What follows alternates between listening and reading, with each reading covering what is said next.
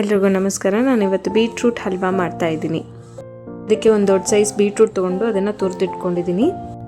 ಇವಾಗ ಒಂದು ಬಾಳ್ಗೆನಲ್ಲಿ ಒಂದು ಸ್ಪೂನಷ್ಟು ತುಪ್ಪ ಹಾಕಿ ಗೋಡಂಬಿ ಬಾದಾಮಿನ ಹುರ್ಕೊಂಡು ಸೈಡಲ್ಲಿ ಎತ್ತಿಟ್ಕೊಳ್ತೀನಿ.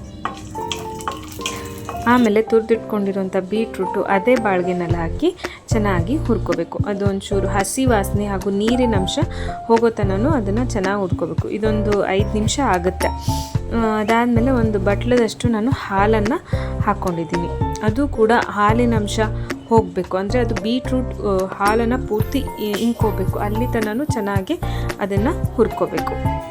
ನಾನಿಲ್ಲಿ ಅರ್ಧ ಬಟ್ಲದಷ್ಟು ಬೆಲ್ಲನ ಹಾಕ್ತಿದ್ದೀನಿ. ನೀವು ಬೇಕಾದರೆ ಸಕ್ಕರೆನೂ ಕೂಡ ಯೂಸ್ ಮಾಡ್ಕೋಬೋದು. ಇಲ್ಲಿ ಮಕ್ಕಳಿಗೆ ತಿನ್ನಿಸ್ತಾ ಇರೋದ್ರಿಂದ ನಾನು ಸಕ್ಕರೆನ ಅವಾಯ್ಡ್ ಮಾಡ್ತಿದ್ದೀನಿ. ಅದಕ್ಕೋಸ್ಕರ ನಾನು ಆರ್ಗ್ಯಾನಿಕ್ ಬೆಲ್ಲನ ಹಾಕಿದ್ದೀನಿ. ಇವಾಗ ಬೆಲ್ಲ ಎಲ್ಲ ಆಲ್ಮೋಸ್ಟ್ ಕರಗಿದೆ, ಅದೆಲ್ಲ ಬೀಟ್ರೂಟ್ ಜೊತೆ ಹೊಂದ್ಕೊಂಡಿದೆ. ಲಾಸ್ಟಲ್ಲಿ ಏಲಕ್ಕಿ ಪೌಡರು ಹಾಗೂ ಹುರ್ಕೊಂಡಿರುವಂಥ ಗೋಡಂಬಿ ಬಾದಾಮಿನ ಹಾಕಿ ಚೆನ್ನಾಗಿ ಮಿಕ್ಸ್ ಮಾಡೋಣ. ಆಯಿತು, ನಮ್ಮ ಬೀಟ್ರೂಟ್ ಹಲ್ವಾ ರೆಡಿಯಾಗಿದೆ ತಿನ್ನೋಕ್ಕೆ. ನೋಡಿ ಎಷ್ಟು ಯಮ್ಮಿ ಆಗಿ ಕಾಣ್ತಿದೆ ಅಂತ. ಈ ರೆಸಿಪಿನ ನೀವು ಮನೇಲಿ ಟ್ರೈ ಮಾಡಿ ನನಗೆ ಕಮೆಂಟ್ ಮಾಡಿ ತಿಳಿಸಿ ಹೇಗಿತ್ತು ಅಂತ.